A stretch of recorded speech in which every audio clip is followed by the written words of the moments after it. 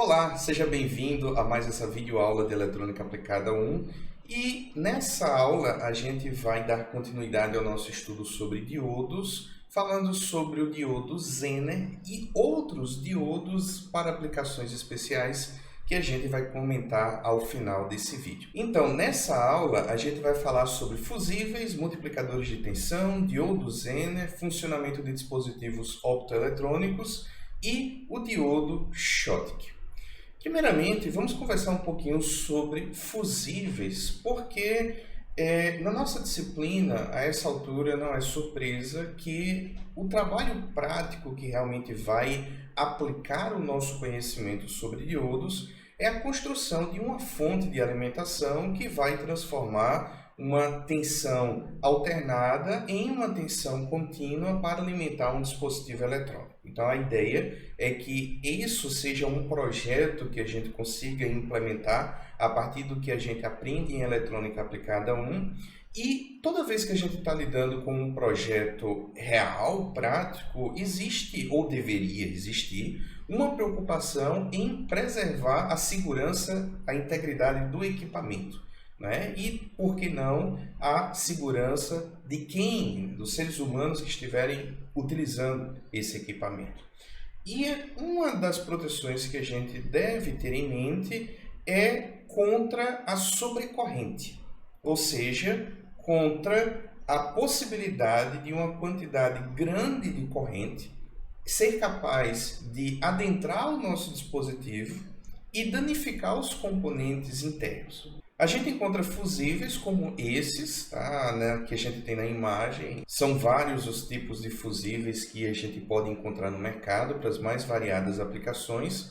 Mas o que eles possuem em comum é que eles são feitos de um material que vai aquecer, e se um determinado limite de corrente for ultrapassado, esse material vai se romper, né? Ele vai se fundir e se romper, e dessa forma a gente vai interromper o circuito naquele ponto, evitando problemas nos pontos mais adiante, né, no restante do circuito. O circuito vai ficar aberto, portanto ele vai ser desfeito, né? Num projeto de uma fonte de alimentação em que a gente usa um transformador, por exemplo, a gente pode querer colocar um fusível no enrolamento primário para que a gente proteja tudo que vai aparecer no circuito daquele ponto em diante. Então, o problema que a gente vai ter é qual é a corrente máxima que eu quero que o meu fusível suporte. Se eu sei a corrente que é necessária para alimentar o circuito do meu dispositivo, que deve estar no enrolamento secundário do meu transformador, então eu posso usar a relação entre corrente e o número de espiras de cada enrolamento, né, primário e secundário, para descobrir qual é a corrente máxima no primário. Tá? Por exemplo, se a minha carga ela consome 1,5 ampere, e eu estou usando, né, um transformador com a relação de espiras de 9:1.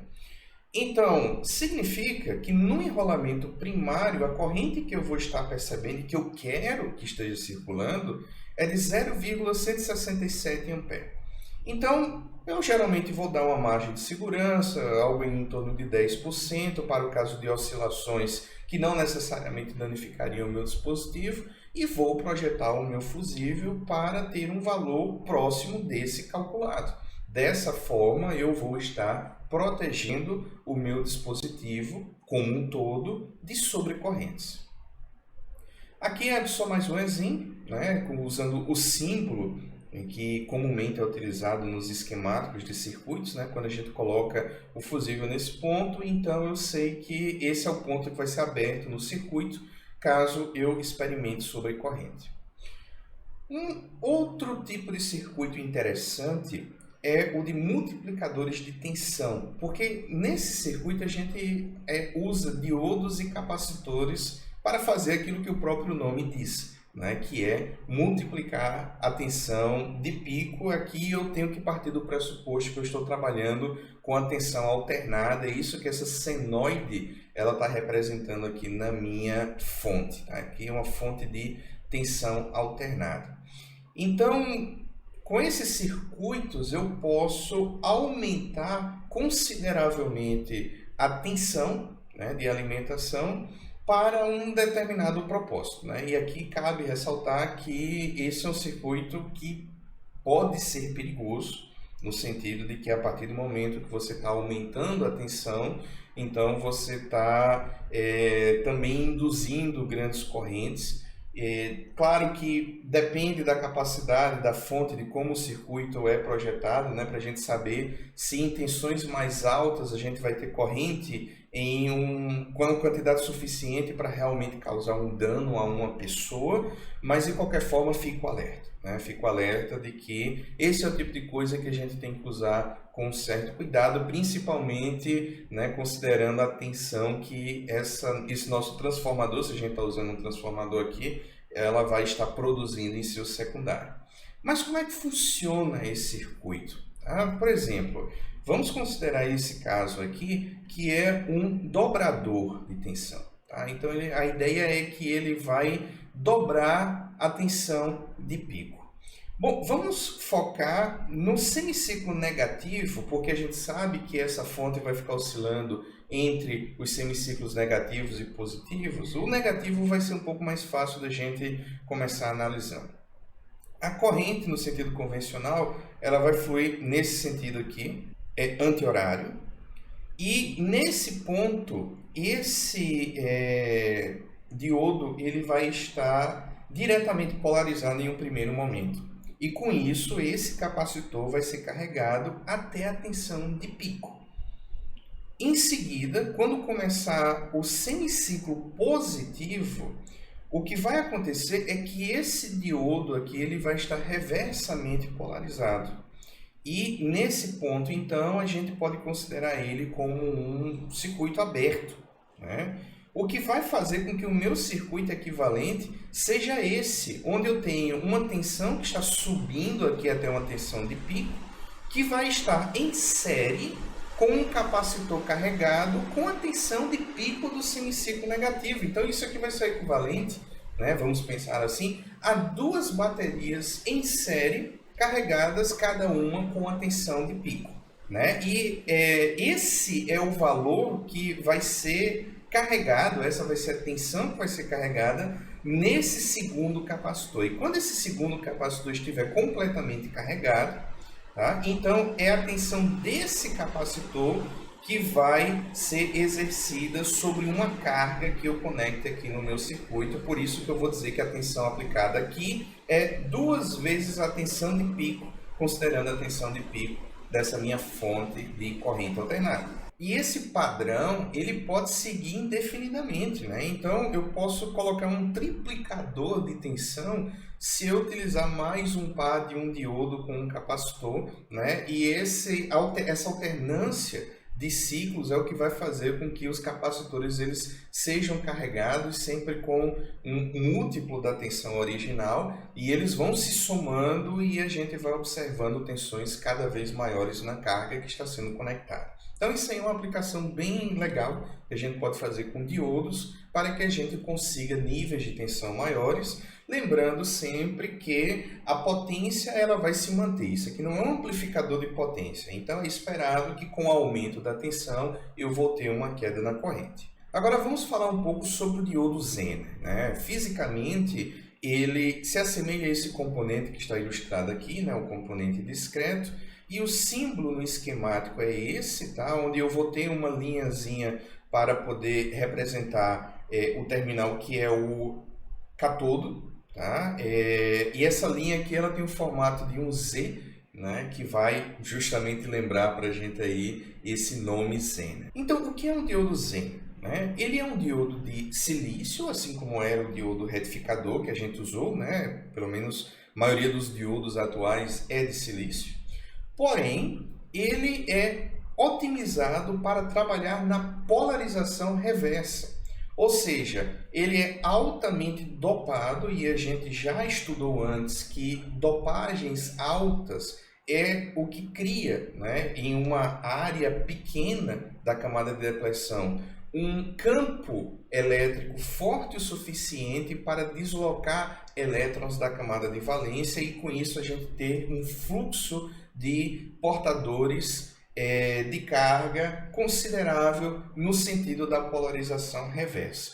Isso normalmente danificaria um diodo convencional, mas o diodo Zener não, ele foi criado para trabalhar dessa forma, né? Então é por esse motivo que é esperado que a gente tenha uma corrente fluindo pelo diodo Zener na polarização reversa, e ele é o principal componente nos reguladores de tensão, ou seja, naquele componente, né, naquela unidade funcional de um dispositivo eletrônico em que eu mantenho uma tensão independente das resistências e das correntes que eu tenha no meu circuito que está sendo regulado. Claro que existem limites para isso, mas a ideia é que em uma operação normal a tensão seja mantida.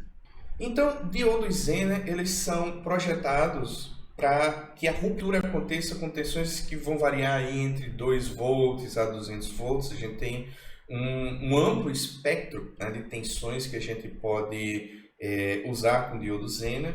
Ele é capaz de operar nas 3 regiões, a gente está focando aqui na região reversa porque essa é a aplicação clássica do diodo Zener.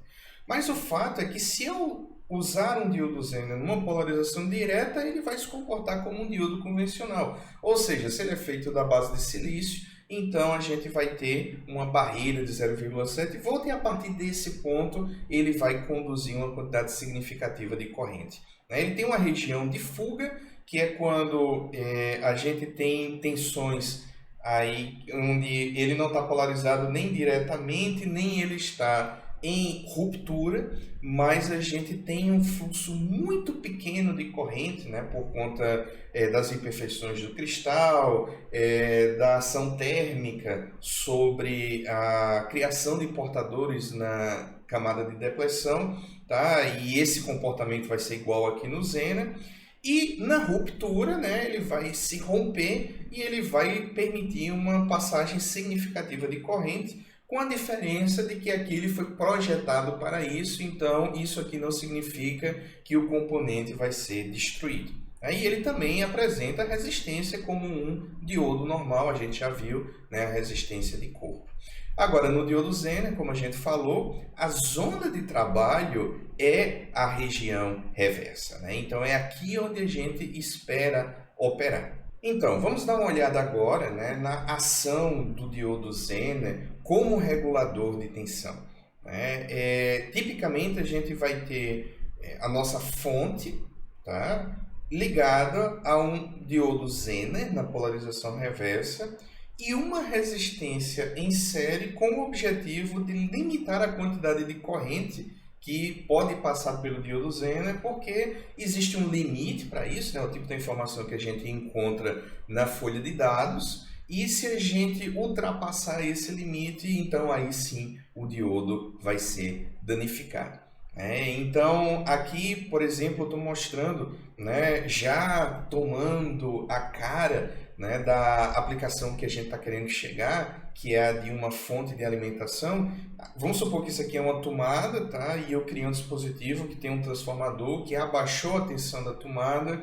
Depois eu tenho uma ponte de diodo, né, com um capacitor de filtro, tá, para poder fazer a retificação da forma como a gente aprendeu nas videoaulas anteriores. E em seguida eu coloco, né, um resistor para limitar a quantidade de corrente que pode passar pelo Zener, e o próprio Zener, né, polarizado reversamente, e a partir desse ponto eu posso conectar uma carga e a carga vai se beneficiar de uma tensão que vai estar regulada. Tá? Então vamos começar a entender como é que a gente calcula correntes, né, e tensões aqui nesse contexto. A tensão sobre essa resistência em série aqui vai ser a diferença da tensão da minha fonte pela tensão do próprio Zener. Tá? Então eu vou ter uma tensão nesse ponto também, eu vou ter que calcular a diferença para dividir pela resistência,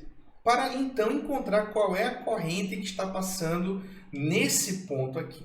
Tá certo? Então essa aqui é a primeira coisa, a gente tem que lembrar que esse é um diodo que está polarizado reversamente e ele vai, nesse cenário, estabilizar na tensão de ruptura.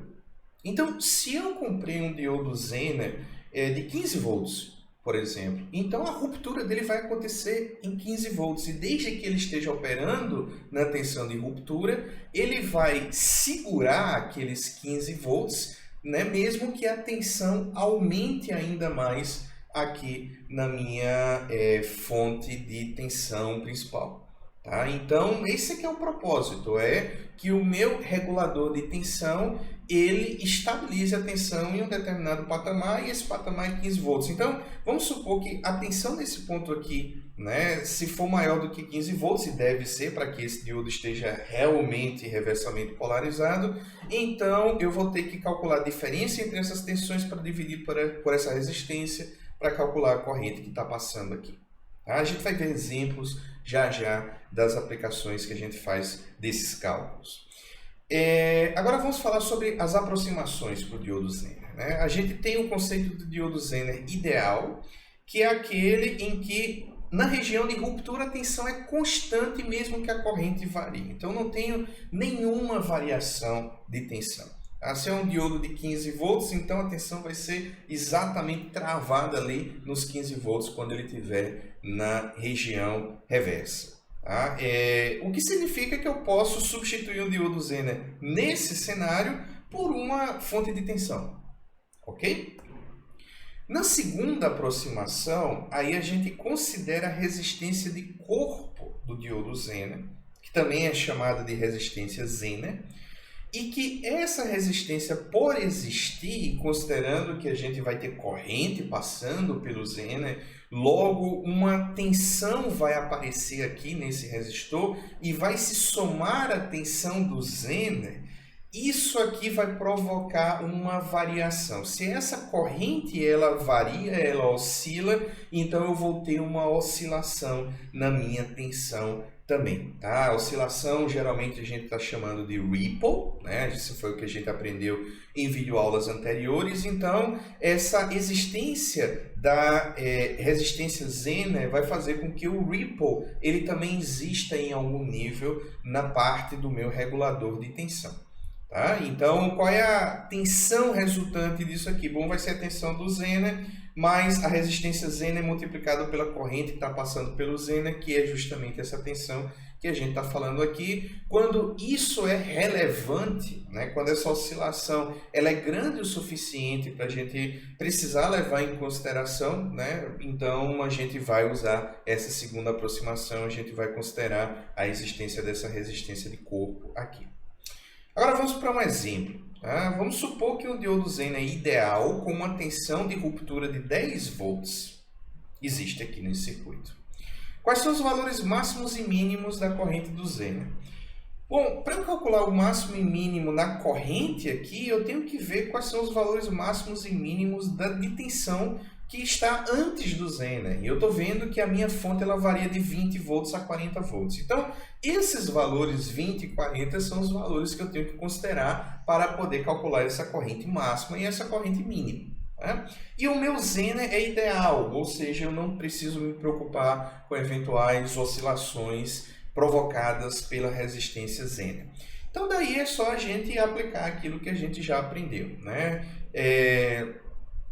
A menor tensão é a de 10 volts, né? Então quando essa tensão, a menor tensão é de 20 volts, a tensão do Zener é que é de 10 volts, e a gente vai considerar ele como sendo basicamente uma bateria de 10 volts, porque a gente está considerando um Zener ideal. Nesse caso, a corrente, né, nessa situação mínima, vai ser os 20 volts da minha fonte de tensão principal, menos os 10 volts da tensão de ruptura do Zener, dividido pelos 820 ohm da minha resistência. Se eu voltar aqui na figura, eu vou ver que 820 ohm é o valor dessa resistência em série, e aí eu vou descobrir que a corrente mínima é 12,2 mA. Enquanto que a corrente máxima vai acontecer quando a minha fonte principal ela chegar nos 40 volts, vou subtrair os mesmos 10 volts do regulador Zener, dividir pela resistência de 820 ohms, isso também não mudou, e aí eu vou ter uma corrente bem maior, que é de 36,6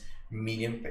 Tá? Então, percebam, a tensão de saída, né, do ponto, tudo que for colocado em paralelo ali com o Zener, vai ser 10 volts. Eu não ligo para essas variações que vão acontecer na minha fonte, certo? Isso aí é uma característica muito importante.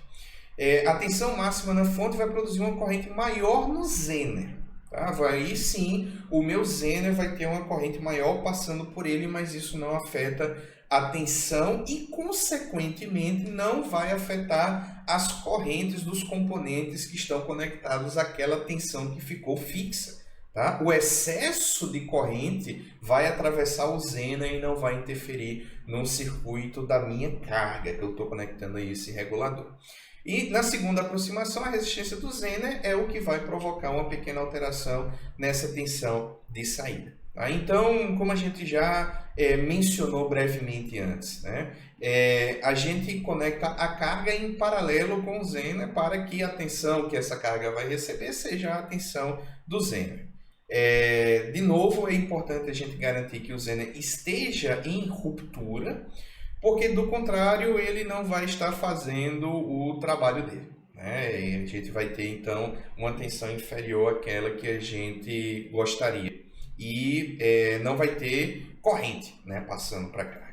E daí surge uma pergunta importante, né? Como é que a gente pode se certificar que o meu diodo Zener ele realmente está operando na região reversa? Bom, para isso a gente precisa, né, determinar a tensão no diodo, que deve ser superior à tensão onde a gente sabe que vai acontecer a ruptura a partir daquele ponto, né? E daí a gente pode calcular essa tensão que vai estar sobre o diodo, removendo-se o diodo do circuito, né, pelo menos para efeitos de cálculo, e analisando a tensão nos terminais onde ele vai se encontrar no circuito. Então, se eu vou colocar o meu diodo Zener aqui nesse ponto, então eu tenho que calcular se o diodo Zener sair, tá, qual vai ser a tensão nesse ponto aqui. Então, para isso, eu vou determinar o valor da corrente e vou calcular um equivalente de Thevenin, tá? Mas aqui eu vou fazer passo a passo para a gente ver como é que isso é calculado. Bom, primeiro eu vou calcular a corrente nesse circuito aqui, certo? A corrente total. Então, aqui a corrente vai ser essa tensão aplicada sobre a soma dessas resistências em série e da carga, que vão estar em série aqui nesse cenário. Então, eu vou fazer essa conta, né? E depois eu vou calcular a tensão naquele ponto lá do circuito, multiplicando-se a corrente total que eu encontrei pela resistência da carga, né? Ou seja, eu quero encontrar a tensão nesse ponto aqui, quando ela vai ser aplicada aqui sobre a carga nesse cenário onde eu não tenho o Zener. Essa vai ser a tensão nesse ponto do circuito e é dessa forma que eu vou conseguir calcular se o Zener ele realmente está reversamente polarizado ou não. Tá? Então, considerando que a corrente eu calculo dessa forma aqui, então eu vou descobrir que a tensão naquele ponto do circuito eu posso calcular aplicando-se essa fórmula diretamente, né? Lembrando que eu não preciso memorizar essa fórmula, eu consigo deduzir essa fórmula simplesmente aplicando lei de Ohm, lei das malhas, lei dos nós, etc. Então vamos considerar um exemplo aqui, tá? Eu tenho essa configuração, eu tenho uma fonte de 18 volts, uma resistência em série de 270 ohm, um Zener de 10 volts e uma carga de 1 kΩ. O diodo Zener está operando na região de ruptura? Bom, isso aqui a gente vai ter que descobrir. Bom, usando aquele passo a passo, né, a resposta 1 nossa aqui bom, primeiro vamos calcular a corrente quando esse diodo não está aqui para poder determinar a tensão nesse ponto. Então, vai ser 18 volts dividido pela soma dessas duas resistências. Eu vou descobrir que essa corrente total é de 14,2 mA. Como a minha carga é de 1 kΩ, então eu vou multiplicar essa corrente por essa resistência da carga e eu vou descobrir que nesse ponto aqui do circuito a minha tensão vai ser de 14,2 volts, que é maior do que os 10 volts que eu preciso para colocar esse diodo em ruptura. Então, legal, eu realmente vou estar trabalhando na região reversa aqui. A resposta 2 é, bom, se eu memorizei aquela fórmula lá, né, do equivalente de Thevenin, então eu vou aplicar ela direto aqui, vou encontrar os mesmos 14,2 volts e eu vou chegar na mesma conclusão. Como a gente mencionou aqui, né, a corrente da resistência em série é a mesma independente da carga estar presente ou não. Tá? Por isso que a gente leva ela em consideração, porque quando a gente chega nesse ponto do circuito, a gente vai ver que ele vai se comportar como um divisor de corrente. Tá? Uma parte da corrente vai para esse lado aqui e a outra parte vai atravessar o meu diodo Zener, mas até esse ponto a corrente é a mesma, independente de eu ter a carga ou não. Tá? A tensão na carga vai ser a mesma do diodo Zener, porque a minha barreira de potencial, né, do diodo ela vai crescer e vai estabilizar na ruptura em uma tensão, e é essa tensão que vai ficar sendo aplicada sobre a minha carga. Tá? E com isso eu posso aplicar a lei de Ohm, tá, para descobrir qual é a corrente na carga. Ou seja, vai ser a tensão do Zener, que é o meu regulador de tensão, pela resistência da carga. E com isso eu consigo descobrir como é que está acontecendo aquela divisão de corrente que eu acabei de falar. Tá? Pela lei de Kirchhoff, então, a corrente que está passando pela resistência em série, ela vai ser igual à corrente que vai passar pelo Zener, mais a corrente que vai passar pela carga. Vamos voltar lá na figura. Essa corrente aqui vai se dividir nesse ponto. Então, a intensidade dessa corrente aqui, ela é igual à corrente que está vindo por aqui pelo Zener, mais a corrente que está vindo pela carga. E a gente acabou de ver como é que a gente calcula essa corrente da carga e é bem simples, é Ohm básico. A tensão que está sobre essa resistência da carga são esses 10 volts do Zener. Então, vai ser 10 volts dividido por essa resistência e eu vou ter a corrente que está vindo para cá. O resto vai estar passando pelo Zener, tá certo? Então, com isso, o diodo Zener e a carga estão em paralelo, a soma das suas correntes é igual à corrente total, que é a mesma da resistência em série, logo a corrente do Zener é igual à corrente total menos a corrente que está indo para a carga. Vamos ver isso no exemplo. Vamos considerar o mesmo circuito anterior, né, que a gente usou para determinar se o Zener estava ou não operando na região reversa, a gente descobriu que ele estava. Agora vamos descobrir qual é a corrente que está passando pelo diodo Zener. Então, a corrente total vai ser 18 volts menos 10 volts, que são as tensões que estão nas extremidades aqui desse resistor em série, e isso tudo dividido por 270 ohm vai me dar uma corrente total de 29,6 mA. Essa corrente vai ser dividida nesse ponto aqui. Tá? Então, para isso eu preciso determinar, ok, quanto dessa corrente está vindo para a carga.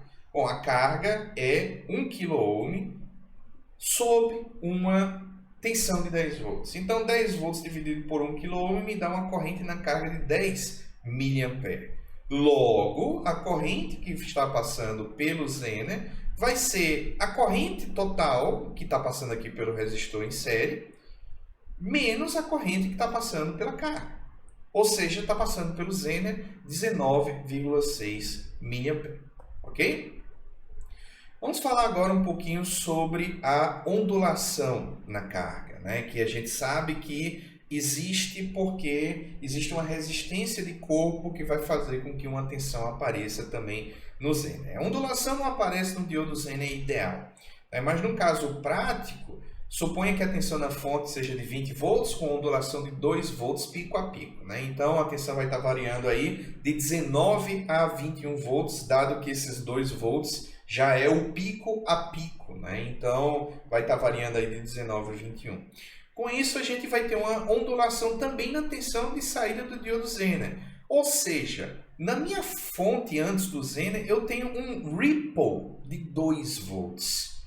Vai aparecer um ripple também no Zener. O que a gente precisa determinar é como é que a gente calcula esse ripple no Zener. Tá? E aí, para determinar essa ondulação no Zener, a gente vai considerar a segunda aproximação, que vai incluir essa resistência Zener aqui. Certo? Então vamos ver como é que a gente descobre essa tensão do ripple na saída do lado do Zener em função da tensão do ripple, esse R aqui é do ripple, da entrada, certo? Ou seja, vamos supor que você saiba qual é o ripple que você tem antes do Zener, como é que fica esse ripple depois do Zener? Daí a gente pode começar a trabalhar uma relação aqui. A gente vai calcular esse ripple de saída multiplicando a corrente pela resistência Zener, desculpa, certo? Então, é a corrente que vai passar aqui no Zener, certo? Multiplicado por essa resistência que vai determinar, né, a tensão que vai aparecer, ou seja, qual a ondulação que vai aparecer aqui. Enquanto que na tensão de entrada, esse ripple é determinado pela ação, né, da corrente multiplicado pelas resistências que aparecem aqui no circuito em série, né, e o Zener. Tá? Eu não estou considerando a carga aqui. Por um motivo, certo? A resistência da carga tipicamente é muito maior do que a resistência Zener. Tá? Então, nesse sentido, eu vou esperar que a maior parte da corrente ela passe aqui pelo Zener e, nesse sentido, essa resistência da carga aqui vai influir muito pouco, certo? A corrente, ela vai, na verdade, eu posso calcular aqui qual é a resistência desses dois resistores aqui em paralelo. Mas quando uma resistência é muito maior do que o outro, então a resistência equivalente ela vai pender muito mais, né, fortemente para o lado da menor resistência do que para o lado da maior. E é por esse motivo que uma simplificação que eu faço é desconsiderar essa resistência da carga, porque ela é muito maior, na imensa maioria dos casos, do que a resistência de corpo do Zener. Então, se eu considerar que essa corrente aqui é igual, então eu vou conseguir igualar essas fórmulas, se eu isolar esse I, de um modo que eu consigo chegar em uma relação entre o ripple de entrada e o ripple de saída. E reorganizando, eu posso descobrir que o ripple no Zener, ele pode ser calculado pela resistência Zener sobre a soma da resistência em série mais a resistência Zener, multiplicado pelo meu ripple da entrada. Então, com isso eu vou descobrir que é proporcional ao meu ripple de entrada, né, mas vai ser um ripple menor do que a entrada, certo? Porque aqui eu vou ter sempre que o numerador vai ser menor do que o denominador, então eu vou estar reduzindo aqui esse ripple da entrada, mas ele vai estar aparecendo no meu Zener. E aí no exemplo mais prático, né? Vamos supor que no circuito seja utilizado um diodo Zener do tipo N961, 10 volts, cuja resistência é de 8,5 ohm. Qual é a tensão da ondulação na carga? Bom, o ripple aqui na minha entrada já está sendo mostrado aqui, é de 2 volts. Então, se eu conheço a resistência Zener, eu vou desconsiderar a resistência da carga, porque ela vai influenciar quase nada aqui.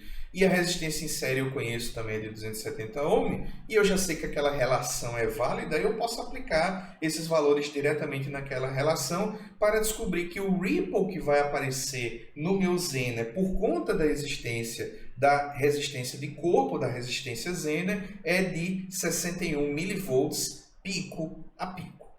Bom, e nesse ponto da aula, né, geralmente são alguns desafios que a gente apresenta, né, para as turmas no momento presencial, para que os alunos eles tentem explicar esse circuito sem uma apresentação prévia, né? Mas como a gente está sem essa parte da interação, então eu vou pular aqui de volta direto para explicação.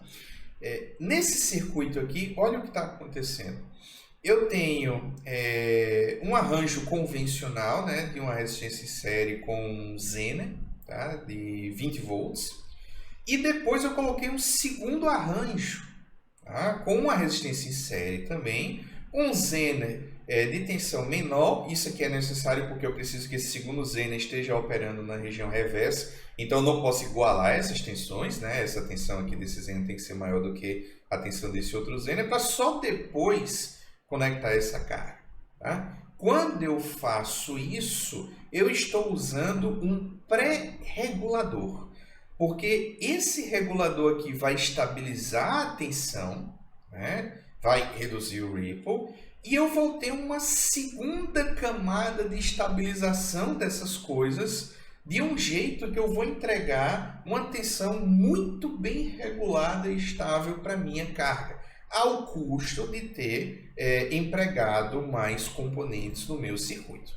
Então, a finalidade é garantir que o segundo diodo receba uma tensão bem estável, de modo que ele apresente uma saída muito bem estabilizada, né? E aí a observação é que a tensão de entrada no segundo diodo deve ser superior à sua tensão de ruptura, por esse motivo que a tensão de entrada desse diodo de 10 volts é a tensão de saída desse diodo de 20 volts.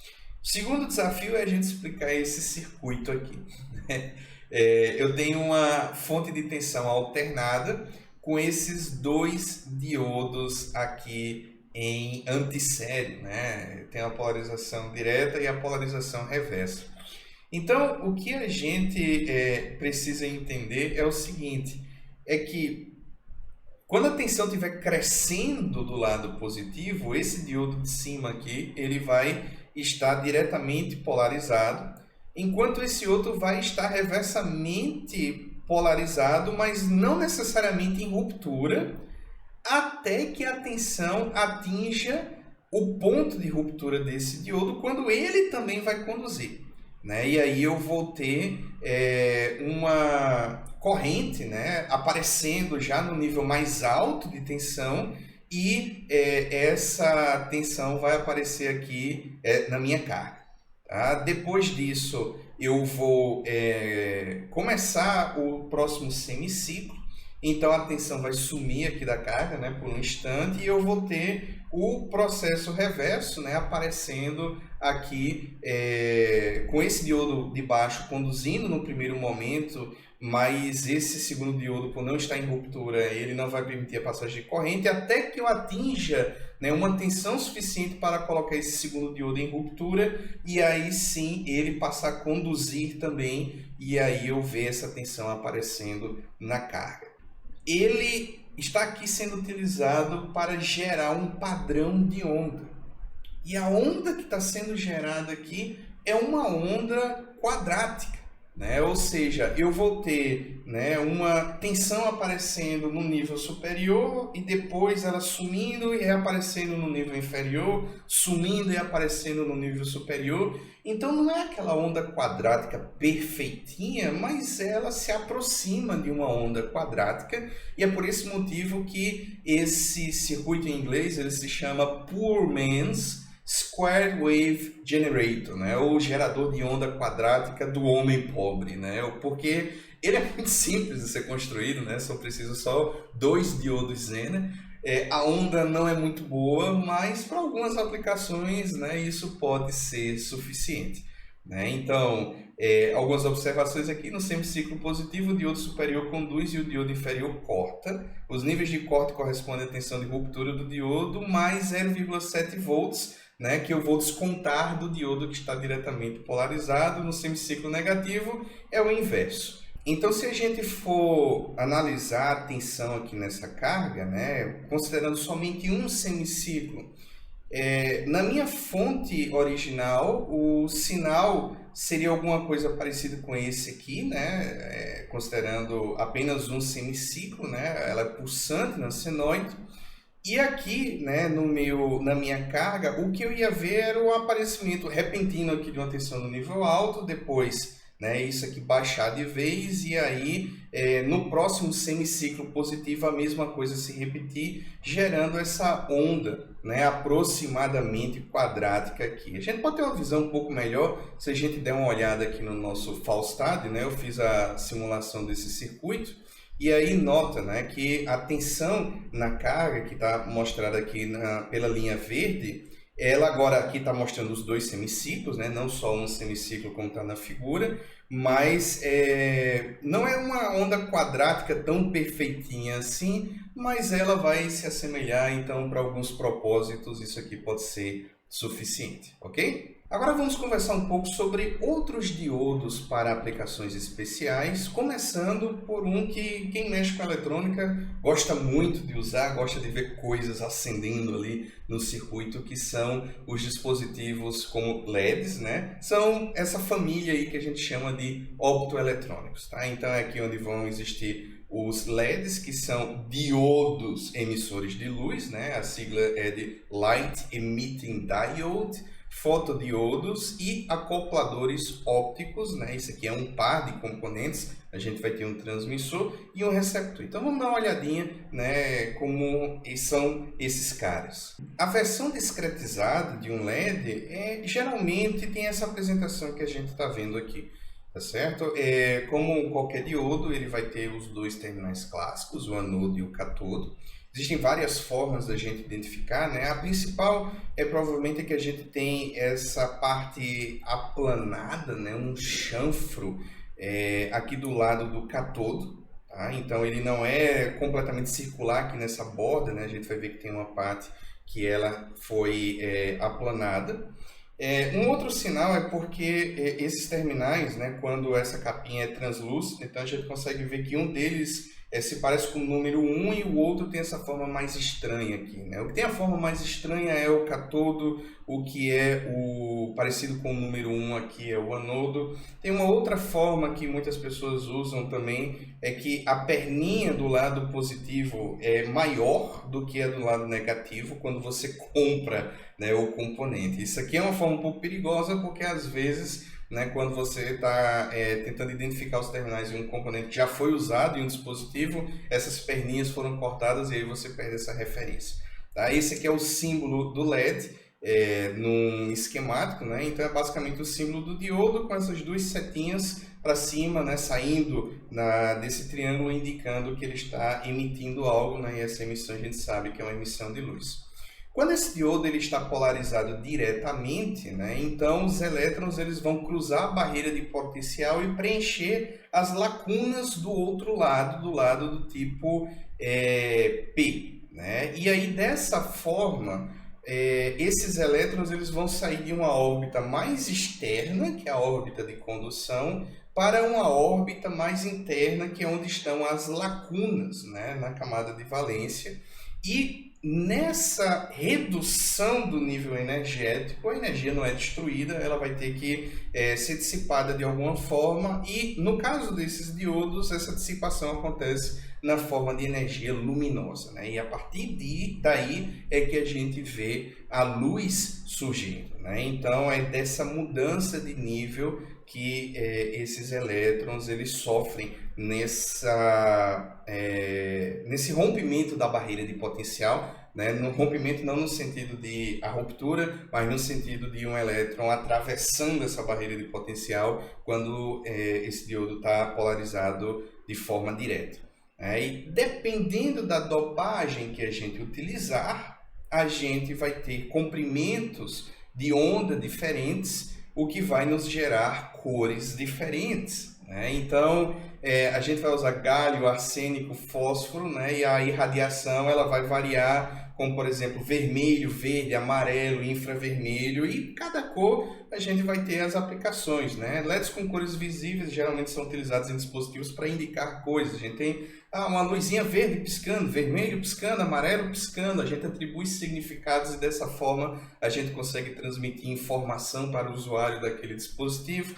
LEDs infravermelhos, eles podem ser utilizados em controles remotos, então não vai ser uma luz visível, mas é uma luz que vai ser percebida, né, por um fotossensor numa televisor, por exemplo, e aí a gente vai poder mandar comandos, né, a gente consegue transmitir um sinal luminoso dessa forma, então isso aí é mais uma aplicação de LED. LEDs de alta potência andaram ganhando muita relevância. LEDs também são utilizados em telas, né, de computadores, e para que essas telas de LEDs fossem viáveis, a gente precisa iluminar elas com luz branca, né? E aí se a gente quer gerar uma luz branca, isso era um problema muito grande que foi resolvido, né, há não muito tempo atrás. Como é que eu gero a luz branca a partir de um LED, né? E a gente hoje sabe como fazer isso, mas essa foi uma descoberta tão importante no mundo da física que rendeu aqui o prêmio Nobel para 3 físicos japoneses, né? O Shuji Nakamura é um deles, ele recebeu esse Nobel da Física em 94 por ter criado o LED azul. Mas o LED azul, com uma cobertura amarela, vai produzir, através da composição dessas luzes, a cor branca, né? Então, por isso que o LED azul foi tão importante que rendeu esse Nobel da Física, né? Aqui tem uma curiosidade. O Isamu Akazaki, né? Ele também é um dos premiados, né, por esse Nobel de Física de 2014, e ele faleceu bem recentemente, né, dia 1º de abril. Essa aula está sendo gravada dia 11 de abril de 2021, ou seja, há 10 dias atrás, né, com 92 anos de idade. Isso aqui foi uma notícia triste, né, para a comunidade da física, né, e das áreas afetadas aí pelo mundo da eletrônica. Então, aqui só explicando, né, eu vou ter num LED branco, né, o LED azul com uma coberturazinha aqui amarela, né, que é de fósforo, e a soma, né, dessas dois comprimentos de onda irradiados aqui vai resultar na cor branca que a gente vai conseguir observar e que a gente vai aplicar em diversos cenários. Quando a gente liga um LED, né, a gente, precisa limitar a corrente, né? Muitas pessoas terminam descobrindo de uma forma trágica que uma forma fantástica de você queimar um LED é ligar ele direto numa bateria sem nenhuma resistência para limitar a quantidade de corrente, né? Geralmente a corrente no LED vai ser excessiva. Então a gente tem uma resistência em série, liga numa fonte de tensão contínua e a gente vai ver o LED acendendo. A intensidade do brilho do LED vai ser dada pela intensidade da corrente. Quanto mais corrente, maior o brilho. O resistor em série, como a gente falou, vai servir para limitar a corrente, né? Como o resistor tem uma tensão, né, do lado esquerdo e eu tenho uma tensão do diodo do lado direito, que no caso dos LEDs, tá, ela pode diferir tranquilamente de 0,7 volts, né? Eu vou ter tensões um pouco mais diferentes que eu preciso levar em consideração. Então a corrente vai ser calculada como essa diferença de tensão da minha fonte, da diferença de tensão do meu LED, né, sobre a resistência, né? A maioria dos LEDs, a queda de tensão vai variar de 1,5 a 2,5 volts, né, para correntes entre 10 e 50 mA, ok? Outro componente muito comumente visto, né, no mundo da eletrônica é o display de 7 segmentos. Esse display nada mais é do que 7 LEDs, tá? Nos segmentos A, B, C, D, E, F e G, que são controlados, né, de uma forma chaveada aqui. Então cada LED pode ser acendido ou apagado individualmente e com isso a gente vai formar, né, os números. Então o circuito, né, de um display de 7 segmentos vai ser algo extremamente parecido com esse aqui, né, onde esse chaveamento, né, vai acontecer de alguma forma aqui, como por exemplo eletrônico, né, e aí eu posso ter uma chave eletrônica. A gente vai descobrir nessa disciplina que essa chave é um transistor. Nessa linha de optoeletrônicos, a gente tem também um fotodiodo, né, que vai receber luz e a partir daí vai gerar uma corrente elétrica, certo? Então nota que a principal diferença do símbolo com relação ao LED é que a setinha sobre o símbolo principal, né, do diodo, ela está no sentido contrário, e o objetivo é intensificar a corrente mediante a captação de energia luminosa. É o que a gente vai encontrar, por exemplo, em painéis solares, né? A gente inclusive comentou isso quando a gente estava falando sobre semicondutores. Então, esses são diodos que vão ser polarizados de forma reversa, né? A corrente reversa ela vai ser formada por um fluxo de portadores minoritários, ou seja, a luz vai incidir sobre a junção PN e, com isso, ela vai aumentar a quantidade de portadores minoritários e isso é o que vai intensificar uma corrente elétrica, né? devido a essa energia térmica presente na barreira de potencial, né, ela já vai ter um número de portadores minoritários e isso vai ser amplificado pela luminosidade, né, que vai estar incidindo sobre o fotodiodo, e ele é construído de modo a otimizar esse efeito. Certo? Ele vai deslocar mais elétrons da camada de valência, e quanto mais intensa for a energia, a luminosidade, né, maior será o número de elétrons e, consequentemente, maior será a corrente. Então, no circuito ele vai ser ligado desse jeito aqui, reversamente, né? E em uma situação normal, desconsiderando o diodo Zener, claro, né, isso aqui não vai se comportar como diodo Zener, mas a gente só teria, né, um fluxo de corrente dos portadores minoritários, né, uma corrente de fuga, sendo que quando a gente está falando de um fotodiodo, então esse fluxo vai ser amplificado pela luminosidade que está atingindo a junção PN. Quando a gente está utilizando um diodo convencional para retificação, então a gente vai ter um sinal de entrada, né, que vai oscilar entre um semiciclo positivo e um semiciclo negativo, invertendo a polaridade dele, né, em uma determinada frequência. Quando essa frequência é baixa, vamos supor aí coisa abaixo de kHz, isso não é um problema para o diodo, ele vai conseguir fazer a retificação sem maiores problemas, ou seja, fazer o corte em um dos semiciclos. E dessa forma a gente vai conseguir fazer a retificação do sinal.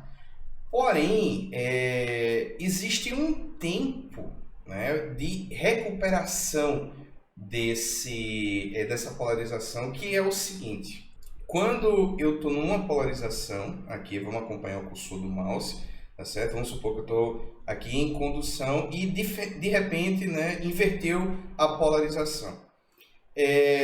Dessa forma, eu vou ter, por um breve momento, uma determinada quantidade de corrente no sentido reverso, para depois poder chegar no meu corte. Então eu tenho um pulso aqui no sentido contrário, né? E esse tempo até que a minha corrente, né, reversa chegue a 10% da minha corrente original é chamado de tempo de recuperação reversa. Isso aqui todo diodo tem, e isso acontece por conta do que a gente chama de portadores de carga na minha camada de depressão, né? As lacunas são as principais responsáveis por isso. E a gente, para fins de entendimento, considera que existe uma inércia, né, no sentido reverso, que quando ocorre o corte, eu ainda vou ter um tempo, né, conduzindo no sentido contrário, para só depois realmente esse corte efetivamente acontecer. Quando eu estou, né, em baixa frequência, essa inversão de polaridade ocorre num tempo abaixo do necessário para o corte, um diodo pode deixar de conduzir facilmente. Agora, à medida que as frequências se tornam mais altas, né, acima do tempo necessário para o corte, então o diodo atinge um ponto em que ele não consegue evitar essa corrente, né, e isso termina limitando o uso dos diodos retificadores em alta frequência. Pensa que em aplicações de computação, né, que tem frequências muito altas, de megahertz, gigahertz, então, se eu precisar de retificação em algum ponto, isso vai ser um problema sério, né? E nos diodos convencionais, mesmo que esse tempo de recuperação reversa encontrável nas folhas de dados, né, como por exemplo TRR aqui, né, Reversal Recovery, 4 nanosegundos nas condições de teste. 4 nanosegundos é pouco tempo. Mas quando a gente está trabalhando com megahertz, nanosegundos é um tempo compatível com o tempo do próprio semiciclo, positivo, negativo. Então isso aqui começa a se tornar um problema real, né? E aí o que vai acontecer é que, ao invés de eu ter pulso sempre, né, no mesmo sentido, deixa eu ver se eu tenho a figura mostrando aqui, pronto. Vou adiantar alguns slides para mostrar essa figura aqui. Quando eu vou usar um diodo convencional para tentar retificar um sinal, né, em uma frequência muito alta, eu tenho essa cauda aparecendo aqui, né, onde não deveria ter nada no semiciclo negativo. Então, eu não estou realmente fazendo um bom trabalho retificando esse sinal, né? E é essa cauda aqui que eu quero que não apareça, né? Que não seja essa coisa significativa como eu estou vendo aqui nessa figura. E aqui esse slide já está dando o spoiler, né? O diodo de Schottky, ele vai justamente fazer com que esse problema seja sanado para frequências maiores, né? Então, a solução é o diodo de Schottky, né? Esse é o símbolo dele, né? Essa barrinha aqui com essas caudinhas quadradas, tá? E ele é um semicondutor do tipo N junto com um metal, né, que vai estar aqui na parte que antes era um semicondutor dopado do tipo P. Esse metal aqui eu vou usar platina, molibdênio, né, ouro, prata, vai ser um metal que eu vou conectar aqui. Tá? Esses diodos eles não possuem camada de depleção. Pronto, e aqui a gente cortou o problema pela raiz. Se aquela inércia que a gente estava observando era por conta dos portadores minoritários que existem na camada de depleção, então se a gente remove a camada de depleção, a gente vai remover também esses portadores minoritários que estão causando esse problema, né, desse atraso no corte. E com isso eu consigo entrar em corte bem mais rápido. Aquilo que antes era 4 nanosegundos, por exemplo, como a gente viu naquela folha de dados, se torna algo como 100 picosegundos. Né? E aí a coisa já fica mais viável no mundo de alta frequência. Né? E a barreira de potencial é menor. Tá? Aqui o que vai acontecer é que, bom, a barreira de potencial vai ser aí algo em torno de 0,1, 0,25 volts. A chave de funcionamento para esse diodo, né, conduzir em um sentido e não conduzir em outro sentido, é porque os elétrons livres aqui do lado do semicondutor do tipo N, ele está em um nível, né, de energia menor do que o nível dos elétrons livres aqui do lado do metal. Né? Então, quando ele não está polarizado diretamente, eu não tenho esses elétrons passando para o nível de condução do metal, e é por isso que a condução ela não existe. Né? A partir do momento que eu polarizo isso diretamente, então os elétrons, né, aqui no meu semicondutor do tipo N, eles vão ganhar energia e passar para uma órbita, né, compatível com a órbita dos elétrons livres aqui do metal. Né? Metal não tem lacuna, metal só tem elétron livre mesmo. E aí ele vai conseguir conduzir, né, a partir do momento que essa polarização direta acontece. Né? E é assim que o diodo Schottky funciona, e a barreira que existe não é uma barreira, é uma zona de depleção, mas é o que é conhecido como a barreira de Schottky, né, que é essa barreira menor que a gente já mencionou aqui, e com isso a minha retificação ela passa a ser como esperado, mesmo em altas frequências, ok? Então isso aqui é a aplicação do diodo de Schottky. Agora vem aquela pergunta, né? Se é tão bom, por que a gente não usa só Schottky e elimina os diodos retificadores convencionais, já que esses diodos não funcionam bem, né, quando as frequências são altas? Bom, a desvantagem é que a tensão reversa, né, é menor do que 50 volts, tá? Ou seja, a partir desse ponto aqui de tensão reversa, a gente sabe que vai acontecer uma ruptura, e isso é ruim, certo? Então, isso aqui é um problema que não vai existir. A tensão reversa ela pode ser bem maior nos diodos convencionais. Ela tem uma maior corrente reversa de fuga, tá? O diodo de Schottky, que isso pode ser problemático em determinadas aplicações. E o aumento da corrente de fuga com a temperatura, né, que a gente sabe que vai acontecer, aumento da temperatura, aumento da corrente de fuga, pode levar a uma instabilidade térmica, no sentido de que o dispositivo, quando ele estiver funcionando, ele vai acontecer normalmente, isso vai produzir cada vez uma maior corrente de fuga, e com isso eu ter o dispositivo passando a funcionar de forma incorreta, né, dependendo de como as coisas ocorrem. Então, esses são efeitos não desejáveis, né, em algumas aplicações, e é por esse motivo que o diodo de Schottky ele não vai simplesmente substituir um diodo retificador, né? Ele tem um nicho dele. Últimos componentes que a gente quer apresentar mais brevemente aqui, né, é o varactor. Aí ele tem sinônimos, né? Capacitância variável com a tensão, varicap, epicap, o diodo de sintonia. Pronto, esse é o cara que a gente quer apresentar agora no final, né? Mas o varactor, ele vai partir do pressuposto de que a junção PN pode ser vista como um dielétrico separado por placas de um capacitor.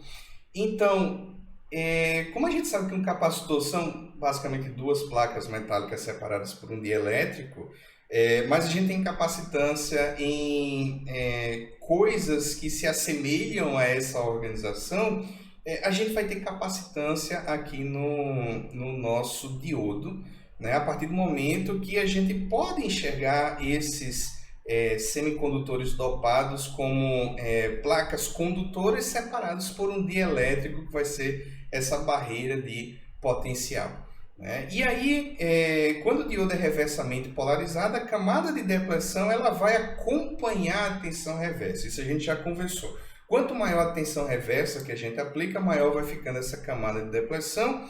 Porém, em termos de capacitância, tá? E a capacitância vai sim aparecer aqui, quanto maior a camada de depressão, menor é a capacitância. E aqui a gente pode fazer algo interessante. A gente pode fazer um capacitor de capacitância variável que é controlado de forma elétrica. Ou seja, eu aumento a tensão, eu diminuo a capacitância. Eu diminuo a tensão, eu aumento a capacitância. Então, se eu controlo a tensão, eu controlo a capacitância, ao invés de ter um controle mecânico, por exemplo, né? E aí eu posso calcular essa capacitância, né, resultante, e isso vai virar um componente com aplicações bem legais, né? O esquemático, o símbolo desse varactor é esse aqui, né, mostrado na figura. Tá? Aqui eu estou vendo a relação, né, da capacitância pela tensão na polarização reversa. Então, ela não tem um comportamento linear, mas a gente vê claramente como ela varia à medida que eu vou aumentando essa tensão reversa. E as aplicações para isso geralmente são circuitos tanque, né, que vão envolver capacitor, indutor, né, para poder reagir, ter a máxima transferência de potência, né, devidamente ajustada para uma frequência específica. Isso é a base, né, esses circuitos ressonantes, para que eu, por exemplo, sintonize um dispositivo para receber um sinal que está trafegando em uma determinada frequência, que é a base de receptores de TV, receptores FM. Então, houve um momento em que eu conseguia controlar essa capacitância utilizando botões mecânicos para isso. E com isso eu ir mudando a capacitância e ajustando o meu dispositivo para sintonizar frequências diferentes. Bom, agora, né, eu não encontro mais esses botõezões que a gente tinha nos rádios e nos televisores. Isso consegue ser feito inclusive automaticamente, eu posso dizer, encontro em todas as estações no meu rádio e ele sai percorrendo diversas frequências e encontrando aquelas onde ele detecta um sinal, e essa ressintonização ela vai acontecendo utilizando varactores, né, onde eu estou mexendo na tensão, alterando a capacitância e com isso ajustando o meu circuito para sintonizar em frequências diferentes, ok? Aí aqui nos slides tem alguns exercícios que eu vou deixar para vocês resolverem em casa, quando estiver estudando. O slide ele tem as respostas, como vocês viram, tá certo? Então eu vou sugerir que vocês primeiro tentem resolver sem consultar as respostas e depois consultem as respostas, né, para ver se vocês estão entendendo corretamente o conteúdo. E com isso a gente encerra essa videoaula, né? Então, como sempre, bons estudos e até uma próxima. Tchau, tchau.